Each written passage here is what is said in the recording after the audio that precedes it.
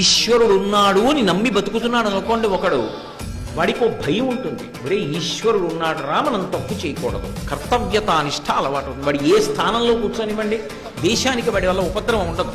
ఎందుకంటే ఈశ్వరుడు ఉన్నాడని నమ్మి వాడు జాగ్రత్తగా ఉంటాడు, భయంతో ఆరోగ్యవంతమైన భయం ఉంటుంది వాడికి. రెండు, వాడికి ఒక ధైర్యం ఉంటుంది. ఎక్కడ ఉండనివ్వండి, నేను నమ్ముకున్న ఈశ్వరుడు ఉన్నాడు, ఆయన నన్ను కాపాడతాడు. అమ్మా నాన్న భార్య బిడ్డలు అన్ని వేళలా పక్కన ఉంటారండి. వడిబాయక తిరిగే ప్రాణబంధుడా అంటాడు అన్నమాచార్యుల వారు. ఎక్కడున్నాడు వెంకటేశ్వరుడు అంటే, ఒకే వేగంతో ఊపిరి లోపలికెళ్ళి బయటికి వచ్చేటట్టుగా చేస్తున్న ప్రజ్ఞగా ఉన్నాడు. వాడికన్నా దగ్గరగా ఎవరున్నారు? వాడే ఉన్నాడు ప్రాణవాయువుగా.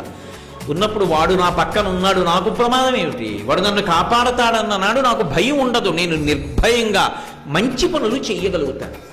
ఇప్పుడు ఈ నిర్భయత్వాన్ని, తప్పు పనులు చేయడానికి భయాన్ని కూడా